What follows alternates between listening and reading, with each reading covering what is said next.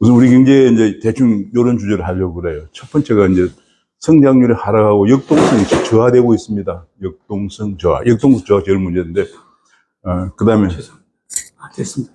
그 다음에 이제 요즘 금융이 진짜 말이 아니게 사고가 많이 납니다. 그 다음에 재정도 지금 어렵고요. 저출생 대책, 4대계, 이런 정도로 하려고 그러는데, 일단 보면은 이게 우리가 과거의 성장률이, 거의 9%를 넘은 성장률을 하다가 92년부터 중성장기에 들어갔어요. 5%의 중성장기에 들어갔다가, 그 다음 지금은 완전히 저성장기에 들어가 있습니다. 저성장. 그래서 이제 이게 지금, 근데 이게 언제부터 왜 이리 됐냐 하면은, 요게 좀 슬라이드가 좀 작아야 이게, 그러니까 어떻게 하면 작게 할까? 그래도 계속 안 보이네. 하여튼 이게 왜냐면 우리가 87년도에 87체제라는 게 있었어요. 87년도에 이제 그 근로자 대투쟁 뭐 이런 게 있었거든요. 사이즈가 조금, 예. 그래서 사이즈, 거기에 이제 있었는데, 그때 87체제 이후에 여기 보면, 여기 이제 제조업 비중인데, 제조업 비중이 이때부터, 됐습니다. 요때부터 제조업이 계속 비중이 증가하고 있다가, 요게 이제 국민소득 GDP에 대한 제조업 비중인데요. 제조업 비중 우리가 계속 증가하고 있었죠. 이따가 요때 87년부터 정점입니다. 그게 31%를 정점이고, 그대로 제조업은 계속 이제 증가하지 않고 있습니다. 왜 그러냐면 그 이유가 그때 87체제가 일어나면서 뭐 근로자 대투쟁이 있었고 뭐 노태우 대통령이 별로 힘도 없었잖아요. 물 태우라고 그래가지고. 그러다 보니까 6년간 임금이 20%씩 올라갔습니다. 상상을 초월할 정도로 올라갔고요. 그래서 임금이 급등을 하게 되면, 이게 임금이 급등한 건데요. 급등을 하게 되면서 제조업들이 많이 해외로 다 탈출을 했죠. 해외로. 그래서 이제 이런 일이 발생을 했습니다. 87체제 도읍에 임금 급등기가 있었고, 그 다음에 이제 급등기 해외로 많이 나갔고, 노무현 참여정부 시절에 또 많이 나가고, 경제민주화기에 이런 대기업들이 해외로 나가기 시작을 했습니다. 사실은 국내 기업들이 없으면 일자리가 안 생기는 거예요. 제가 오늘도 어떤 신문에 칼럼을 하나 썼는데, 지금 청년들이 갈 일자리가 자꾸 줄어들었거든요. 청년들이 가고 싶어 하는 것은 중소기업은 다 외국인들이 많아서 외국인들한테 오히려 왕따를 당해요. 안 가려고 그래요. 그런데 이제 국내 일자리, 이거는 이제 옛날에 클린턴 행정부 때 노동장관이라는 로버트 라이시가 쓴 논문인데 이게 굉장히 유명한 논문이었어요. 후이지였어요. 누가 우리냐예요. 누가 우리냐. 미국에서 일자리를 만드는 사람이 우리다. 결론적으로 그거였습니다. 자, 그래서 이게 지금 이제 계속 미국에 나가 있는 우리나라 기업들이죠. 자, 그러다 보니까 이게 성장률이 떨어집니다. 고성장기와 중성장기에는 투자가 언제나 성장을 견인했어요. 근데 그 뒤로는 성장이 투자를 견인하다 보니까 투자가 안 되면 성장이 안 되죠. 그래서 성장률이 떨어지기 시작한 거죠. 그래서 왜 그러냐? 여기 나오지만 이게 대기업의 300인 이상 비중이 14%밖에 안 돼요, 우리나라는. 여기에 이제 OECD가 내놓은 건데요. OECD 내놓은 거 보면 우리나라는 14%밖에 한국은, 이게 OECD가 14%밖에 안 돼. 다른 나라하고 비교하면은 우리 한국은 제일 적어요. 대기업의 일자리 창출 비중이. 미국은 58%까지 됩니다. 그러니까 미국은 양질의 일자리가 많은 거예요. 양질의 일자리가. 우리는 14%밖에 안 되고 전부 나머지 중소기업에 근무하다 보니까 요새 이제 사람들이 우리나라는 뭐 방사능도 많이 수출하고 뭐 바이오도 좋고 전자도 수출 좋고 뭐 이런데 왜 청년들 일자리가 없냐? 14%밖에 안 되니까요. 나머지 청년들은 전부 중소기업인데 중소기업은 요새 외국인들이 많아서 오히려 청년들이 자존심 상한다고 안 가려고 그래요. 그래서 이제 그게 지금 우리나라 큰 문제점이에요.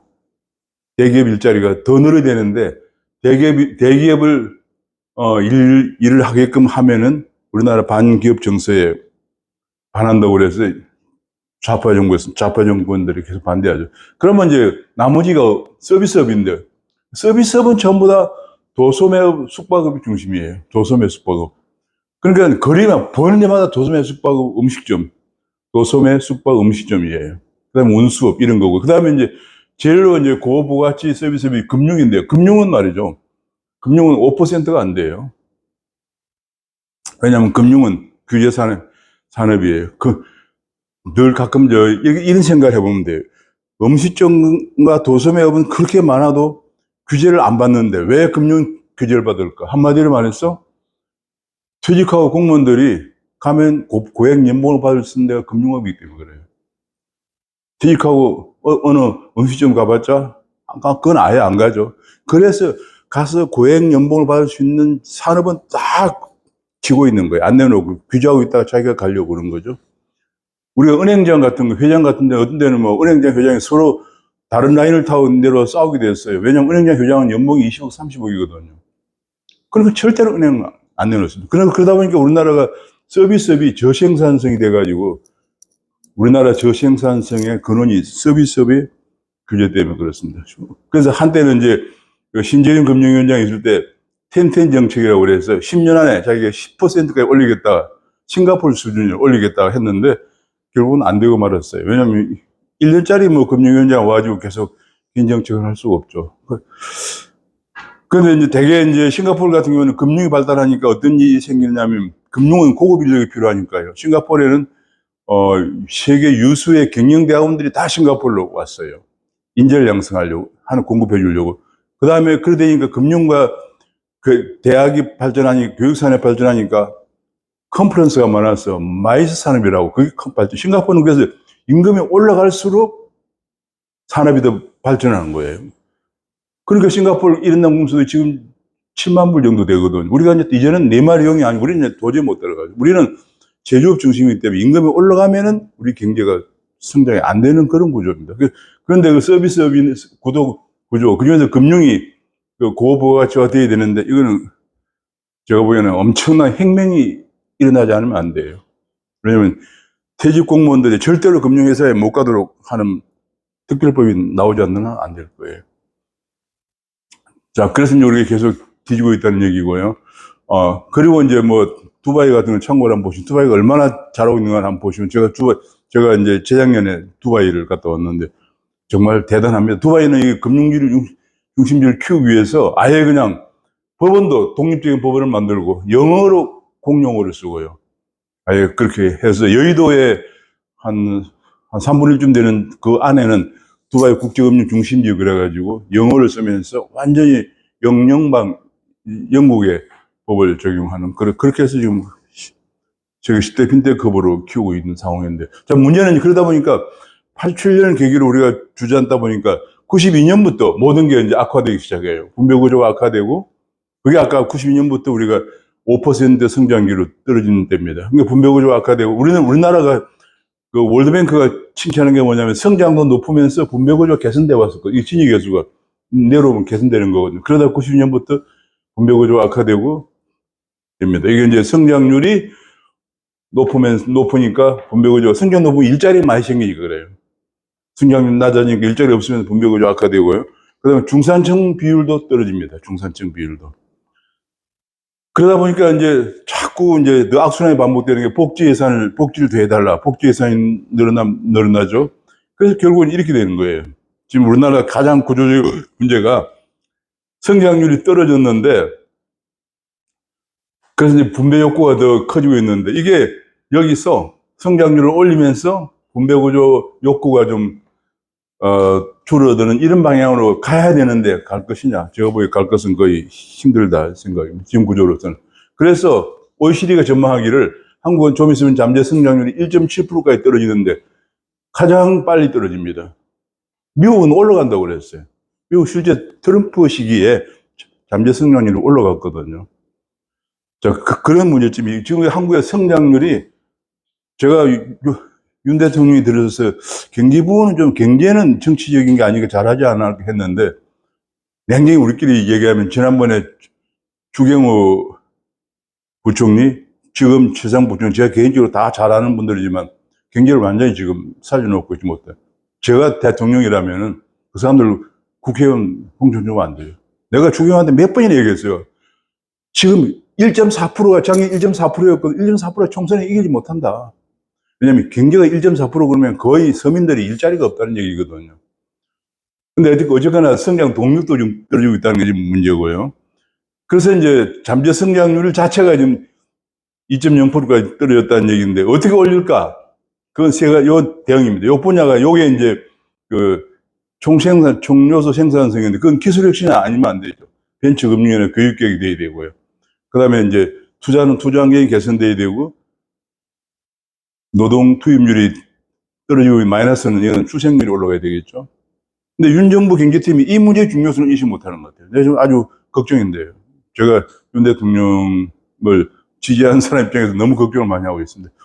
특히 예를 들면 이런 거 있잖아요. 제가 이제 우연히 인수위에 일을 하게 돼서 전국의 대학을 한 20군데를 방문했는데 전국 대학이 20년 동안 반값 등록금 하는 바람에 학교 돈이 없어가지고 재정이 황폐화돼가지고 우수 강의를 할 만한 인재를 채용 못하고요. 실험 실습 기자재도 사용하지 못해요. 제가 깜짝 놀란 게 영남대학교라는 데가 과거에 굉장히 좋은 대학이었거든요. 영남대학교가 너무 황폐해가지고 진짜 너무 각 대학이 다 그래요. 그런 것들을 이번에 계획을 하지 않으면 인재를 양성할 수 없죠. 그래서 어떤 일이 생기냐면 원래 SK 하이닉스라고 하는 게 구미가 이제 전자공업 단지였는데 전부 다 해외로 다 나가버려가지고 빈 땅이에요.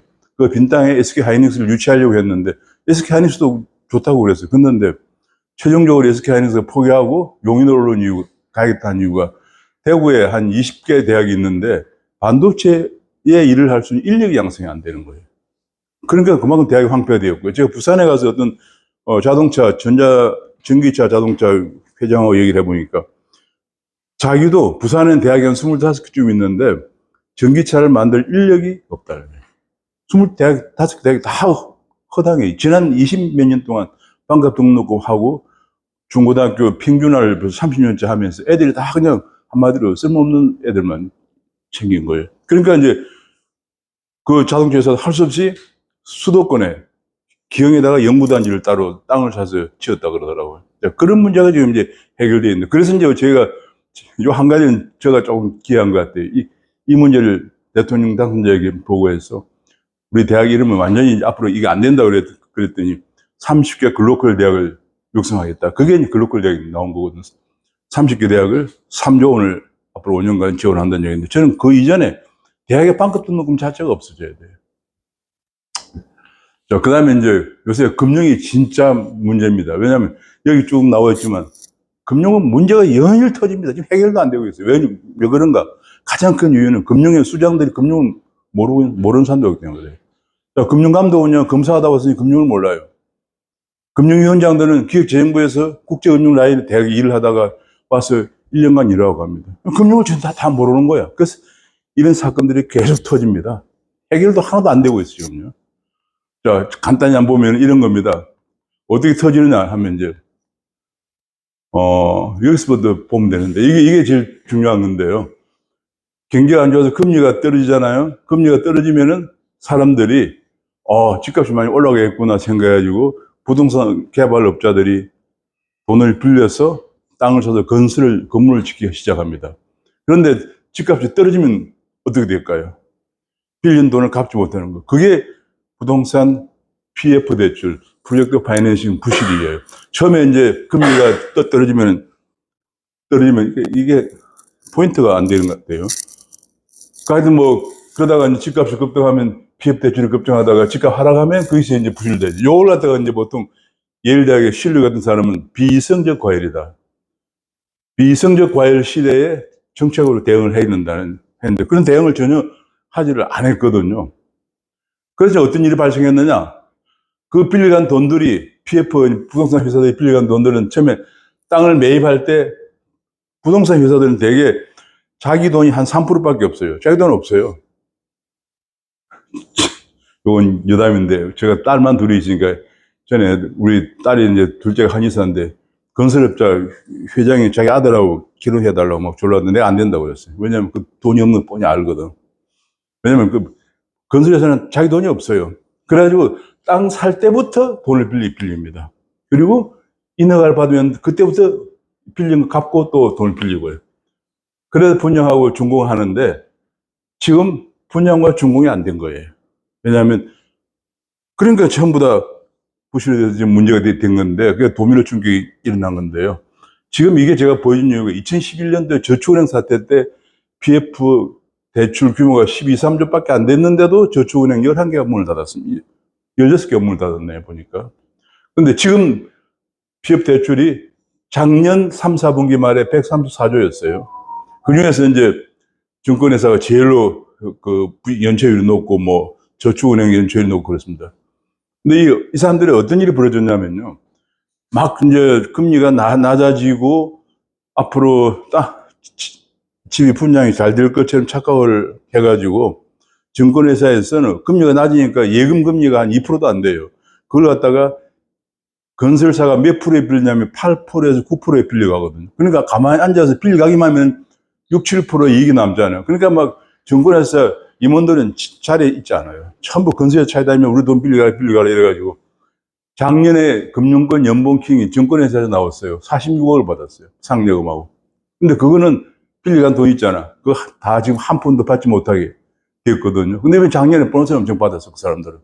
지금 그런 현상이 벌어졌는데, 그런 것들을 금융당국이 벌써 이런 일이 생긴다 그러면 빨리 감독을 하고 더 이상 그런 일이 비이성적 과열이 안 되게 해야 되는데, 지금 금융당국 사람들은 그거 전혀 모르고 있었어요. 그래서 이제 이만큼 증가했습니다. 134조가 2023년 3분기 말에 증가했거든요. 근데 이것이 지금 어느 정도 됐냐면, 근데 이 미분양이 왜 자꾸 증가하냐면요. 이래서 지은 집들이 전부 수도권 외곽이에요. 왜냐면 수도권의 안에는, 근데 강남 같은 데는, 강남 집값 오르면 안 된다는 게 뭐 국민들이 그냥 컨센서스가 돼 있어요. 왜냐면 거기는 마녀야. 그래갖고 20년째 재건축도 허용을 안 해주고요. 토지거래 허가제 때문에 집을 사고 팔려면 토지거래 허가를 강남구청에 가서 받아야 돼요. 그러니까 전부 다 서울 근교에 지으니까 근교에는 분양이 안 되죠. 그래서 이게 문제가 터진 거거든요. 그러다 보니까 지금 어떤 일이 발생했냐면 앞에 보면 계속 이제 작년에 착공 건수 인허가 준공 건수가 줄어들었어요. 줄어드니까 뭡니까? 그때부터 이제 사람들이 과거 경험을 생각하게 되는 거죠. 야, 착공 건수 인허가 준공 건수 줄어들면은 2, 3년 뒤에 집값이 엄청 오를 거다. 집이 없으니까. 그걸 예상을 하게 돼. 지금 사람들이 전부 집을 살라고 그래요. 그것도 서울에만. 아마 제 생각으로는 가장 불길한 예감이 2027년 대선 건물의 집값이 서울에 폭등할지 몰라요. 지금 혹시 집을 사시려고 생각하는 분은 지금 사는 게 제일 좋아요. 왜냐면 그때 최소한 지금보다 한 30%, 50%는 더 오르지 않을까? 그걸 생각을 하고 젊은 사람들이 전부 연끌 대출해서라도 서울에 집을 살려고 막 그런 거예요. 그래서 이제 이게 문제가, 제가 이거 진짜 걱정을 많이 하면 대선 전후에 집값 오를까 봐, 이러면 우리 정권 교체가 안 돼요. 정권 교체가 되는 거지, 이제. 그런 과정에서 건설업체가 이만큼 문을 닫았습니다. 건설업체가 문을 닫으니까 건설에 종사하는 일용 노동자들이 다 생활이 어려운 거예요. 그게 민생의 위험이에요. 근데 이게 문제는 그 정도가 아니고 134조인 줄 알았더니 최근에 그래서 이제 최근에 이제 9월 21일 날 그래서 이제 거기다가 21조 원이 넘는 자금을 투자해서 이 문제를 해결하려고 합니다. 왜냐하면 이제 보니까 이건 놔두면 옛날에 2011년 저축은행 사태처럼 큰일 나고 금융회사가 다 문제가 생겼거든요. 그러니까 엄청난 돈을 또 재정을 여기에 투입하는 거예요. 이게 뭐냐면 금융정책의 실패가 가져오는 결과죠. 그런데 제가 보기에 저축은행 한 5개는 이번에 문을 닫을 수밖에 없고, 정권에서도 한 몇 개 문을 닫을 거예요, 틀림없이. 근데 이게 지금 문제가 더 큰 게 뭐냐면, 최근에 밝혀진 것 중 하나가, 요거는 이제, 그런 도중에 금전 말에 태영 사태가 터졌어요. 태영 사태가. 태영이라고 하는, 우리 잘 알지만 태영건설의 대주주가 SBS 대주주잖아요. 태영건설가 다 터지면서 사람들이 이때서 비로소 이제 사실은 이게 터지면서 금융당국도 이게 심각하구나 알게 된 거죠. 왜냐하면 SBS 대주주 정도도 이게 안 되는 거예요. 근데 지금 뭐냐면 태영 사태가 발발하면은 이게 지금 이렇게 돈을 많이 빌려가지고 제일 문제가 이런 거예요. 이 사람들이 지금 60개 사업장을 갖고 있는데 20개 사업장은 이미 분양을 했어요. 분양했는데 지금 그 건설은 안 하고 있어요. 자재값은 올라가고, 이게 지금 큰 문제인데요. 근데 그 금년 말에 가장 많이 채무가 들어오는데요. 그럼 이거 어떻게 해야 됩니까? 이거는 금융당국이 지고 있으면 안 돼. 미국이 2018년도에 GM이라는 게 자동차에서 이런 사태가 발생했는데, 그때 GM은 미국의 처리 방식은 우리하고 완전히 다른데, 거기는 이제 구조조정 전문회사, 그 다음에 회계 전문회사, 로펌 3개가 컨소시엄 들어가서 GM의 생산 라인의 절반을 문을 폐쇄했어요. 왜냐하면 다 이제 객관적으로 전문가들이 들어가서 보고 안 되겠다 싶은 건 다 잘라내고 되겠다 싶은 부분에 돈을 투입해가지고 그걸 살린 게 오늘 GM이다. 복원된 건데. 우리는 빨리 그렇게 60개 사업장 중에서 한 뭐 30개면 40개면 이게 안 된다. 처분하고 나머지를 살리고 이렇게 해야 되는데 지금 금융당국이 지금까지 발생한 지 1년 다 되도록 지고 앉았어요. 왜냐하면 그것도 온갖 로비가 다 있겠죠. 뭐 SBS 뭐 대주주쯤 되니까 뭐 금융감독권에 있는 사람, 모르는 사람을 한 달이면 건너다고 대학 동창이고 고등학교 동창일 거야, 아마. 지금 해결 하나도 안 되고 지금 이게 눈덩이처럼 커지고 있습니다. 지금 그런데 더 큰 문제는 지금 이게 5월 23일 날 새로 조사를 해보니까 그 사이에 230조로 확대가 됐어요. 피업 대출 부실이. 아니, 작년 3, 4분기 말에 134조라고 했다가 금융감독원이 발표한 거예요. 이거 완전히 지금 이게 우리나라 금융에 지금 잘못하면 금융위기 올지도 몰라요, 지금. 자. 그래서 이제 이걸, 이제, 그런 문제가 있고요. 근데 캠코가 뭐냐면, 이제 그런데 가면 부실 사업장을 누가 그 채권을 삽니까? 캠코가 사주거든요. 만약 부실 사업장이 10억이다 그러면 그 10억짜리가 10억짜리 아파트, 한 뭐, 1000억짜리 아파트를 지으려고 하다가 그 아파트를 못 짓고 있으면 캠코가 그걸 한 10억이나 뭐 5억에 사요. 그게 캠코 하는 일이에요. 캠코는 부실 채권을 한 엄청나게 싸게 한 5%, 10%에 싸서 그 마지막 조금 돈대를 그걸 주고 캠코는 그걸 오래 갖고 있다가 다시 되팔아서 갚는 거거든요. 근데 캠코는 채권을 발행해야 되는데 그러려면은 캠코 채권을 자꾸 발행하니까 채권 시장이 또 문제예요. 채권 시장이. 좀 그런 문제가 있는. 근본적인 문제는 시장이 정상적으로 작동하도록 해야죠. 아파트 거래가 이루어지고 미분양이 해소되면 되는데 그 사이에 문제가 되는 거거든요. 그래서 이게 지금 큰 문제가 되고 있습니다. 요것이 문제고. 또 한 가지 문제는 이제 최근에 일어난 이커머스 위기 대책인데요. 이커머스는 이런 식이에요. 예를 들어서 이제 이커머스가 여기 나와 있는 소비자가 우리 와이프 가끔 뭐 쓰더라고요. 그러면 이제 요새 다 플랫폼에 쓰잖아요. 뭘 주문해요. 주문하면 카드사에서 카드 결제를 하고 내가 카드 결제하면은, 그 다음에 피지사라고 있어요. 카드, 결제하는 피지사를 거쳐서 이 커머스로 돈이 갑니다. 만약에 한 100만 원치 샀다 그러면 100만 원치 돈이 카드를 거쳐 가겠죠. 근데 문제의 포인트는 이 커머스 규모가 227조 정도로 작년에 지금은 한 300조쯤 될 거예요. 이게 왜냐면 2021년에 비해서 늘어난 규모를 생각하면 굉장히 많이 증가하죠. 사람들이 전부 다 요즘은 장에 안 가고 그냥 플랫폼으로 주부들이 다 집에 쓰죠. 227조나 되는 이커머스 회사들이 판매자한테, 물건을 판 사람한테 대금을 언제 지불하느냐? 1개월 내지 2개월을 갖고 있다고 줘요. 여기서 문제가 발생을 했어요. 이번에 TMF 사태가 왜 했더니 TMF를 이용해서 TMF가 약 가입자가 680만 명 되고요. 그중에 TMF가 한 달에 이 판매액이 약 1조 원 정도 돼요. 1조 원을 이자 없이 한 달 동안, 2달 동안 활용하는 거예요. 그러니까 눈에 뵈는 게 없는 거예요. 1조 원이라는 돈이 얼마나 큰 돈입니까? 별로 큰 돈 아닌가요? 1조 원 돈을 갖다가 이자 없이 두 달 동안 갖고 있다고 하니까 뭐 매물이 나왔거나 좀 괜찮은 건 다 사들이는 거예요. 이 TMF의 구호머식 대표가 막 여기저기 사다가 지금 탈이 난 거예요. 그게 지금 근데 그렇게 하지 못하게 감독은 그렇게 해야 되는데, 왜냐하면 여기 보면 이제 아까 얘기한 그건데요. 이게 팀원이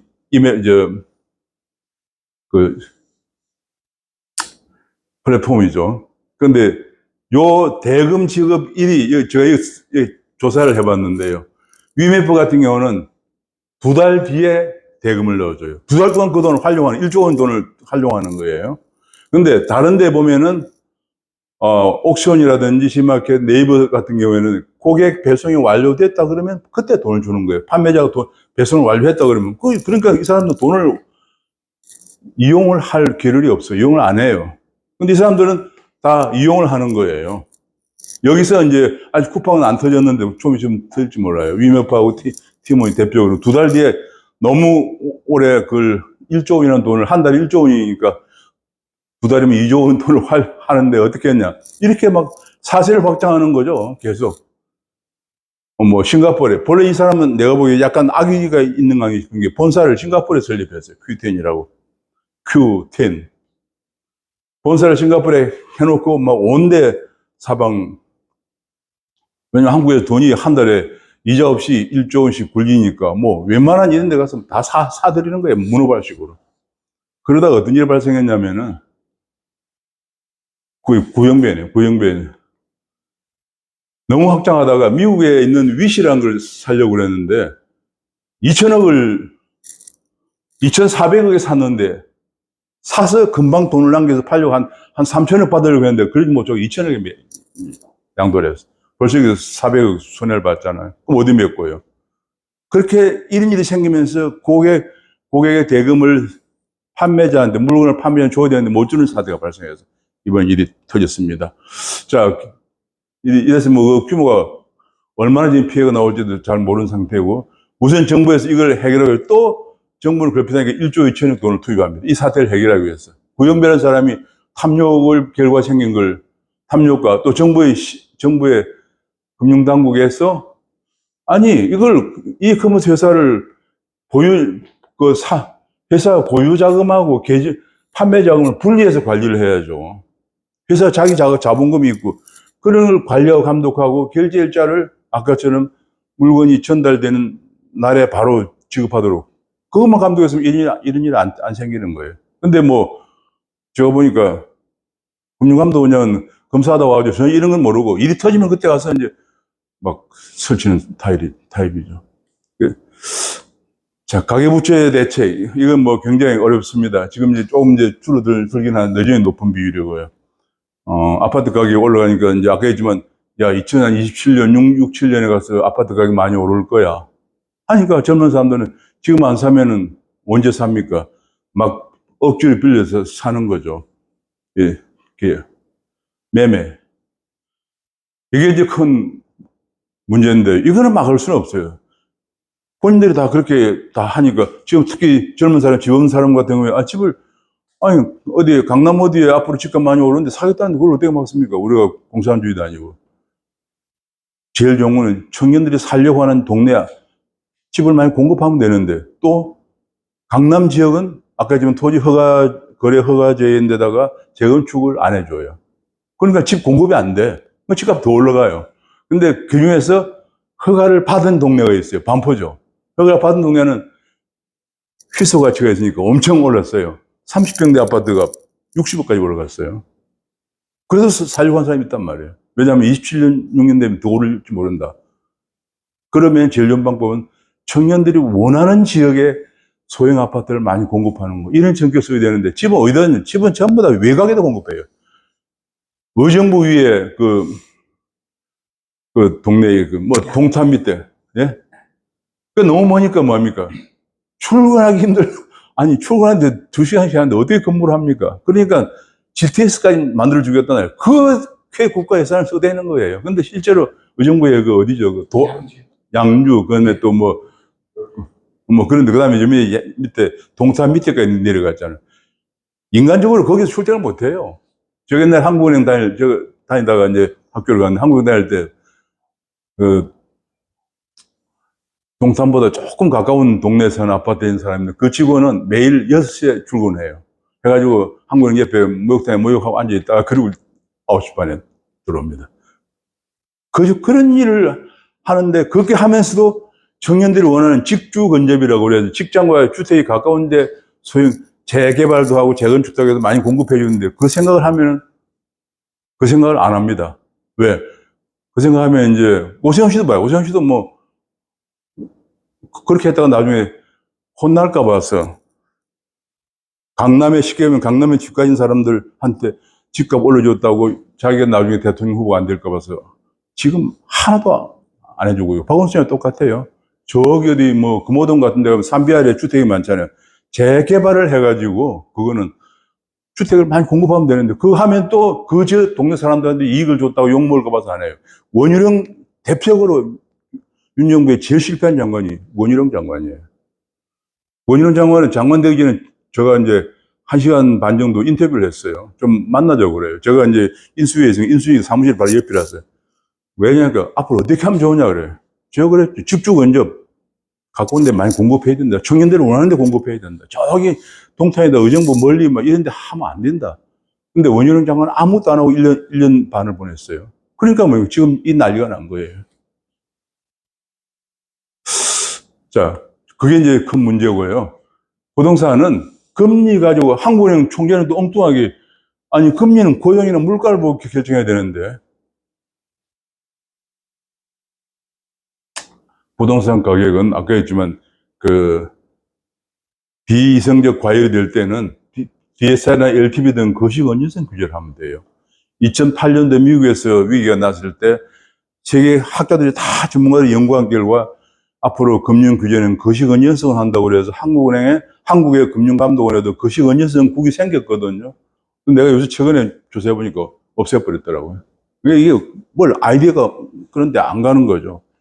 자, 그 다음에 최근에 밸류업 정책인데요. 이게 지금 옛날에 400, 500 하던 게 1000대 앙치 코스피인데 1000대 앙치한 게 그때 경상수 흑자가 나서 그래요. 그 다음에 1000대를 계속 끌다가 2000대 왔습니다. 그거는 뭐냐면 2000대 오면 2000년대 초반에 와가지고 간접 투자 시대가 열렸어요. 개인이 투자하다가 전부 다 펀드 같은 돈을. 그 이후에 이게 3000대를 돌파 못 합니다. 왜? 이런 것은 엄청난 구조 변화가 있은 거예요. 구조 변화가 없기 때문에 안 되는 거예요. 그래서 나온 대책이 뭐 이런 겁니다. 이거 다 소용없어요. 금투세 유예는 주가를 떨어뜨리지는 않겠죠. 근데 지금 문제가 이게 1,400만이나 되는 투자자이기 때문에 이거 잘못하면요 다음 대선에 또 문제가 돼요. 1,400만 유권자예요. 근데 제일 중요한 게 뭐냐면 차등 의결권을 부여해야 되고 상속세를 개편해야 됩니다. 차등 의결권이 뭡니까? 본래 기업을 가진 사람은 한 주당 의결권을 몇 배를 주는데 이번에 대표적으로 그 쿠팡이 뉴욕 증권에 상장했는데 쿠팡은 29배의 차등 의결권을 가져요. 쿠팡은 김범석 의장은 2%만 가지면 58%의 권리를 행사하기 때문에 쿠팡은 절대로 넘어갈 수가 없습니다. 그래서 쿠팡이 한국에 상장 안 하고 뉴욕에 상장하는 거예요. 네이버 웹툰 미국 법인도 거기에 미국에 상장하려고 그러고 야놀자도 미국에 상장할 예정이고 상속세율 할증률 포함하면 60%를 내는데 누가 한국 기업이 제대로 이익을 낼 거라고 생각합니까? 그래서 한국이 안 되는 거예요. 뭐 이런 생각을 좀 해야 되는데 정말 나 아까 했지만 추경호 장관, 최상목 장관이 완전히 한마디로 그냥 공무원 생활을 해가지고 내가 최근에 최상목 장관 얘기도 깜짝 놀란 게 뭐냐면 상속세를 낮춰야 된다. 내가 몇 번이나 얘기하고 개인적으로 만난 적이 있어요. 한다는 소리가 지금 세수가 안 돌아가지고 죽을 중인데 세수가 자꾸 펑크가 나요. 이거 낮추면 더 펑크가 난다는 거예요. 기업들이 잘 되면은 기업들이 세금을 더 내는 거예요. 자, 그 다음에 이제 최근에 글로벌 페이 시대에 이번에 제일 문제가 된 게 뭐냐. 페이 산업이 우리나라 카카오페이에서 알리페이가 카카오페이 지분 32% 갖고 있거든요. 알리페이가 요구를 했죠. 야, 중국에 가서 카카오페이 가지고 쓰려고 그러면 너 카카오페이 망이 중국에 없잖아. 그럼 우리 알리페이 망을 써야 되는데 알리페이 망을 쓰는 대가로 알리페이가 갖고 있는 4,300만 명의 개인 정보를 달라고 그랬어요. 카카오페이가 어떻게 했어요? 정부에 허가도 없고 우리 개인이 동의도 안 받고 넘겨줬어. 중국은 그 이후로 계속 우리나라에 그걸 어디에 팔았는지 틈만 나면 나도 그냥 문자가 와가지고 뭐 피싱 문자가 계속 와요. 이게 큰 문제입니다. 우리가 이제 글로벌 시대에 이 페이 산업을 우리 것을 육성 못하면 이런 일이 생기는 거예요. 그러니까 그걸 안 넘겨주면 카카오페이 쓴 사람은 중국 가서 카드로 결제를 못하죠. 토스도 마찬가지입니다. 자, 그 다음에 한 가지가 이제 제가 요것만 간단히 끝내요. 지금 뱅킹 5.0이라는 게 이제 제가 다음 주 화요일 날 오전에 국회 세미나를 할 건데 지금 이 시대가 인공지능 시대가 온 거예요. 2000년도에 이제 4.0, 4차 산업혁명이 왔어요. 인터넷 때문에. 근데 이제 앞으로 뭐가 왔냐? 인공지능 때문에. 2020년에 뭐가 왔어요? 챗 GPT라고 거대 인공지능이 나오면서 새로운 시대가 도래하고 있습니다. 근데 옛날에 인공지능은 2번이나 겨울이 왔어요. 수요가 별로 없어가지고. 근데 이제는 뭐 완전히 그걸 벗어났습니다. 안전하게. 그래서 이제 기업도, 금융 분야도 이렇게 투자가 많이 증가하고 있고요. 그래서 지금 이제 요거 조금 더 낮추면은, 보면은, 1차 산업혁명 때는, 그때는 스팀 엔진 나오고 해가지고, 클리어링 하우스. 제가 한국은행 처음 들어가니까 금융결제원이 있더라고요. 결제원이, 그게 1차 산업혁명 때 일어난 얘기예요. 금융이란 기본적으로 정보 처리 업종이에요. 누가 돈을 빌리고 또 빌려줄 때 그 사람이 신뢰할 수 있냐, 정보 처리 업종이거든요. 그래서 추산이나 부기 이런 게 나온 거예요. 그러다가 이제 전기가 오면서 지점이 생기시고 컴퓨터가 나면서 그때부터 전자금융이 시작했죠. 핀텍, 온라인 모바일 뱅킹, IoT, 인터넷 오브 띵스를 해서 만물 인터넷이 나오면서 언제 어디서나 가능하기 때문에 인터넷 전문은행이 나온 건데, 이제는 인지 뱅킹, 로보틱, 로봇 어바이저 이런 게 나오면서 이제 새로운 시대가 왔습니다. 그래서 그걸 뱅킹 5.0이라고 그러는데, 그런, 이제 그 세미나는 다음 주에 할 건데, 그 다음에 재정이 지금 굉장히 위험해요, 재정이. 우리 국가 채무가 이제 요 정도 됩니다. 금액으로는 한 1000조 정도, 1300조 정도 되고요. 그 다음에, 이렇게 되고 있고요. 그 다음에 이제 근데 우리나라 국가 채무는 이게 국제 기준이 아니에요. 우리나라 국가 재정법이라는 게 있는데 그건 완전 엉터리예요. IMF가 얘기하는 국가 재정 통계 권고에 의하면 국가 채무, 그래서 우리나라도 기획재정부도 양심이 있으니까 국가 부채란 말 하고 채무란 말을 쓰는데, liability래요. government liability. 우리는, 근데 IMF는 government debt이라는 걸 쓰는데 그 debt에는 뭐가 들어가느냐? 우리가 갖고 있는 국고 채권 발행한 거 외에도 공무원 군인연금 충당 채무라든지 혹은 정부가 보정한 채무 이런 게 포함되어야 되는데, 우리가 그걸 제가 포함한 걸 어디서 발표를 안 해서 제가 계산을 해봤어요. 그러니까 지금 벌써 우리나라가 130%가 넘은 상태예요. 미국은 100%가 넘으면은 미국은 예산통제법에 인수가지고 상하자원의 인준을 안 받으면 예산이 통과되지 않습니다. 아무튼 그런 게 있는데 우리나라 굉장히 위험하다는 거 하고, 그럼 저출생 이거는 이제 여기 보면 출산율이 확 떠진 때가 2015년이에요. 2015년. 이게 2015년에 무슨 일이 있었나? 이게 중요한 건데요.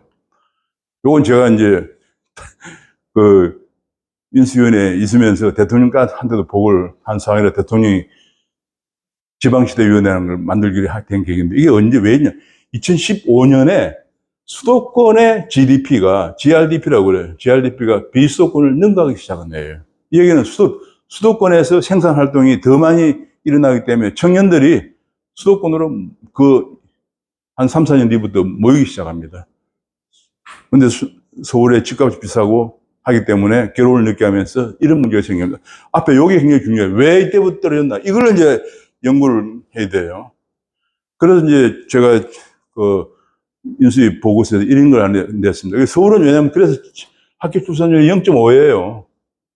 그러니까 서울을 자꾸 오면 안 되겠죠. 인구가 이제 감소하는데, 이건 OECD 자료인데 학교 출산율이 0.25% 떨어지면은 성장률이 0.9% 감소한다는 조사가 나와요. 그래서 어떻게 했냐. 청년들이 가고 싶어 하는 게 아까 했지만 판교밸리 같은 IT밸리예요. 판교나 디에란노 같은. 지방에도 그걸 하나씩 만들어주라는 얘기예요. 지방에도. 그래서 이제 지난번에 부울경에서 통합한다고 하더니 이 행정도지사들은 자기 무슨 권한이 뺏길까 봐서 안 해요.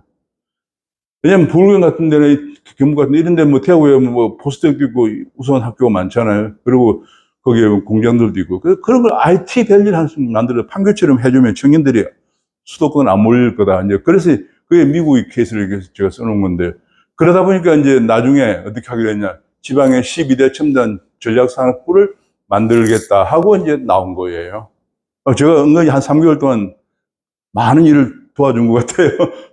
이게 12대 첨단, 이게 잘 돼야 되는데, 그리고 아까 했지만 학교도 지방에서 인재가 나와서 그 지방에 바로 취업할 수 있게끔 하기 위해서 국립고등학교를 만들고 교육자에 듣고, 그 다음에 이제 30개 글로컬 대학을 만들기로 했습니다. 그래서 이 중요한 건 뭐냐면, 이 30개 글로컬 대학이나 대학의 졸업생들은 50%는 지방자치단체 장이 기업한테 계약학과를 만들어서 공급해 주는 그런 시스템이에요. 그러니까 이게 앞으로 활성화되면 조금, 서울 집중이 좀 완화되겠죠. 자, 그런데, 근데 4대 계획 보완점 제가 간단히 말씀드릴 건데, 교육계획 하는데, 이런 건 지금 잘하고 있어요. 글로컬 30개 도입한다, 공립고등학교를. 이번에 조사하면서 결론이 난 게 뭐냐면, 지방에 명문고등학교가 없어지니까 지방에 명문대학이 없어져요. 그런데 명문대학 고등학교를 다시 육성한다 그러면 또 난리가 나겠죠, 좌파들이. 그래서 미국식 공립고등학교를 도입한다, 이렇게 말을 한 거예요. 지방에 명문고등학교가 나와야 지방 우수인재가 양성이 되고. 그 다음에 그런데 제일 문제가 30년 가까운 평균을 전교조가 장악하고 있기 때문에 지금 완전히 공교육은 황폐화되었거든요. 나도 우리 이제 손자가 초등학교 다니는데 걱정이 돼요. 좀 다니면 할아버지는 왜 그런 생각을 해 하고 대들지 몰라요. 그래서 지금 그런 걸 피하려고 수만 명의 기력의 아빠들이 있습니다. 세계 곳곳에 국제학교는 한국 학생들이 보통 2년씩 되게 합니다. 2년씩 가서 그거 있어야만이, 제가 옛날에 근무했던 말레이시아 쿠알라룸푸르의 국제학교 인터내셔널 스쿨 오브 쿠알라룸푸르는 세계적으로 유명한 학교인데 거기에 들어가려면은 2년씩 대기를 해야 돼요. 그래도 기력의 아빠들이 합니다. 엄청난 사교육 양산, 이런 거를 계획해야 되는데 이조 장관이 이 생각 못 하는 것 같아요. 노동계획 같은 것도 이번에 노동조합 회계감사를 해가지고 조금 노동조합들이 위축됐어요. 돈을 마음대로 쓰다가. 그런데 실제로는 노동 유연성 제고나 제3자 계획 금지, 대체 인력 투입, 이런 것들을 해야 되는데 정말 노동계획의 본질은 손을 안 대고 있어요. 연금계획도 마찬가지고. 원래 군인연금, 공무원연금은 1년에, 우리나라 국민연금은 평균 수령이 65만 원이에요. 65만 원 받는 사람이 세금을 내가지고 군인 공무원연금 300만 원 받는 사람한테 보존해주는데 1년에 10조 원씩, 즉 금년에 10조 원이고 좀 열하면 20조 원씩 보존해줘야 돼요. 그건 말이 안 되죠. 근데 이걸 왜 안 꺼냈냐? 정부가 이걸 하니까 얘기를 안 꺼내죠. 자기들 받을 거니까. 일본은 벌써 오래전에 통합했어요. 이런 날 이거 분리하고 있는데 대한민국밖에 없어요. 선육 중에서는. 의료계획은 요새 27년 만에 의대 정원하려고 하는데 요새 보니까 한동훈이가 오히려 회방 놓고 있는 것 같아요. 우리나라에서 시범 원격 의료가 우리나라만 안 하고 있어요. 중국에는 핑안 병원이라는 데서 의사를 수천 명 고용하고요. 약국을 수만 개 고용해가지고 환자가 병원에 갈 필요가 없어요. 핑안이라는 게 상해인가도 있는데 저 중국 서부인 사람이 전화를 하잖아. 그럼 원격으로 이렇게 화상으로 해가지고 그 사람을 진료해서 그 가까운 약국에서 약을 사도록 해요. 그게 원격으로 합니다. 우리도 화상이나 이런 게 너무 잘 되는데 의사들이 반대해서 못하고 있는 거예요. 의사들이 너무 이기주의가 커서 그래. 그런 거 등등 우리가 돼야 돼요. 그 다음에 의료 서비스 개방을 해야 되죠. 의료 서비스를 결국 개방하면 돼요. 내가 이번에 느꼈는데 우리나라에서 골치 아픈 게 뭡니까? 개방 안 하고 있는 농업. 과일 가격이 배추 한 단에 15,000원까지 올라가서 얼마 전에, 추석 전에. 왜 합니까? 배추 수입하면 끝이에요. 근데 수입하면 농민단체가 난리 피고 트랙터 갈아엎는다고 난리 피니까 전부 꼼짝 못하고. 근데 갈아엎는 사람들은 다 농사 짓는 사람들이 아니에요. 전부 가톨릭 농민단체 이런 사람들이고요. 그 다음에 의사도 마찬가지예요. 외국인 의사들이 한국의 의사 이번에 다 드러났죠. 연봉이 보통 4억, 5억 된다고. 한국에서 연봉 4억, 5억 주면요. 하버드 메디컬 스쿨, 영국의 런던 칼리지에 메디컬 스쿨 나온 사람 한국에 다 옵니다. 왜 우리나라 사람들한테 연봉을 그렇게 주고도 모셔가도 안 가? 왜냐하면 딱 자기들이 독점하고 있는 거거든. 그래서 제가 보기에는 결국은 폐쇄 경제가 가져오는 큰 문제이기 때문에 앞으로 이제 좀 더 대가 센 대통령이 나오면은 이런 것도 시장을 개방해서 국민들에게 혜택이 돌아가게 해야죠. 제가 요 정도 하겠습니다.